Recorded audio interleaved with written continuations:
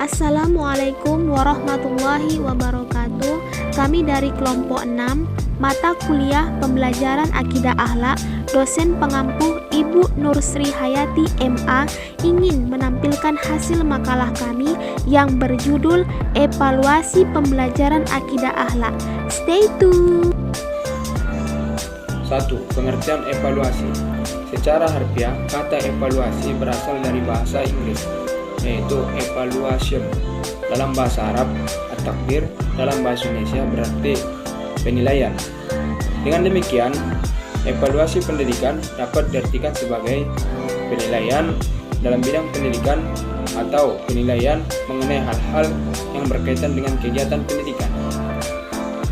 Secara umum, evaluasi yaitu proses mencari data atau informasi tentang objek atau subjek yang dilandaskan untuk tujuan pengambilan keputusan terhadap objek atau subjek tersebut. Evaluasi terbagi menjadi 3 kelompok. Yang pertama yaitu adalah evaluasi pembelajaran. Evaluasi pembelajaran digunakan untuk menentukan tingkat penguasaan terhadap materi pembelajaran siswa. Yang kedua yaitu adalah evaluasi program. Evaluasi program digunakan untuk menentukan tingkat ketercapaian program terhadap tujuan yang telah ditetapkan. Baru yang ketiga yaitu adalah evaluasi sistem. Evaluasi sistem digunakan untuk menentukan tingkat ketercapaian tujuan lembaga dan komitmen kepemimpinan para pengelolanya terhadap tujuan pokok dan fungsi lembaga tersebut.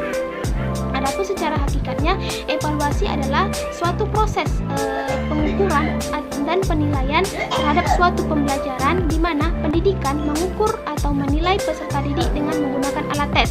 Pengukuran alat tes ini bersifat kuantitatif dengan menggunakan perhitungan angka dalam mengukur hasil belajar peserta didik. Adapun tujuan dari evaluasi yaitu adalah untuk mendapatkan data pembuktian yang akan menunjukkan sampai di mana tingkat kemampuan dan keberhasilan peserta didik. Di sini saya akan menjelaskan jenis-jenis evaluasi pembelajaran. Jenis evaluasi pembelajaran berdasarkan tujuan. Yang pertama ada evaluasi diagnostik. Evaluasi ini ditujukan untuk menelaah kelemahan-kelemahan peserta didik dan faktor-faktor penyebabnya.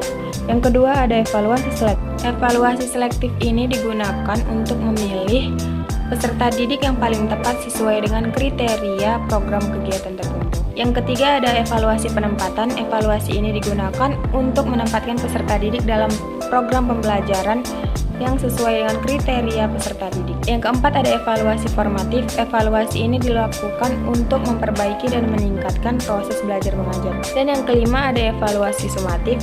Evaluasi ini dilakukan untuk menentukan hasil dan kemajuan belajar peserta didik. Kemudian ada jenis evaluasi pembelajaran berdasarkan sasaran. Yang pertama, evaluasi konteks. Evaluasi ini ditujukan untuk mengukur konteks program, baik mengenai rasional tujuan, latar belakang program, maupun kebutuhan-kebutuhan yang muncul dalam perencanaan. Yang kedua ada evaluasi input. Evaluasi ini digunakan untuk mengetahui input, baik sumber daya maupun strategi yang digunakan untuk mencapai tujuan. Ketiga, evaluasi proses. Evaluasi ini ditunjukkan untuk melihat proses, baik mengenai kelancaran, kesesuaian dengan rencana, faktor penghambat dan pendukung yang muncul dalam proses pelaksanaan. Keempat, evaluasi hasil atau produk. Evaluasi ini diarahkan untuk melihat hasil yang dimana untuk keputusan akhir dilanjutkan, dimodifikasi, ditingkatkan atau dihentikan. 5. Ada evaluasi outcome atau lulusan. Evaluasi ini diarahkan untuk melihat hasil belajar siswa lebih lanjut setelah terjun ke masyarakat.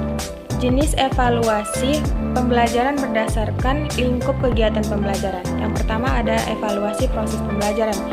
Evaluasi ini mencakup pada strategi, isi, tujuan, dan aspek-aspek dalam pembelajaran. Kedua, evaluasi proses pembelajaran. Evaluasi ini mencakup kesesuaian antara proses pembelajaran dengan program pembelajaran. Ketiga, evaluasi hasil pembelajaran. Evaluasi ini mencakup penyesuaian peserta didik dengan tujuan pembelajaran.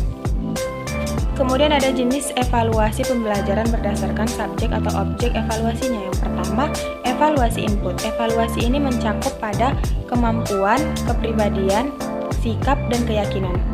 Kedua, Evaluasi output. Evaluasi ini dibagi menjadi dua, yakni internal dan eksternal. Internal ini dilakukan oleh orang-orang yang ada di dalam sekolah, contohnya guru sebagai evaluator. Sedangkan eksternalnya mencakup orang-orang yang ada di luar sekolah, contohnya masyarakat dan orang tua sebagai evaluator. Implementasi pembelajaran akidah akhlak. Untuk mencapai tujuan tersebut, harus dievaluasi dikembangkan sesuai dengan kebutuhan perkembangan masyarakat. Evaluasi dan pengembangan ini tidak hanya menyangkut materi, tetapi juga pengembangan pada aspek kinerja guru, motivasi dan sikap siswa. Fasilitas pembelajaran, iklim kelas, metode pembelajaran, serta sarana pembelajaran. Dengan kata lain, evaluasi dalam konteks model logik ini harus menyeluruh dan menyangkut input, proses, output maupun outcome pembelajarannya. Berikutnya, komponen activities. Meliputi 3 aktivitas, yaitu kegiatan pendahuluan, kegiatan inti, dan kegiatan penutup. Pembelajaran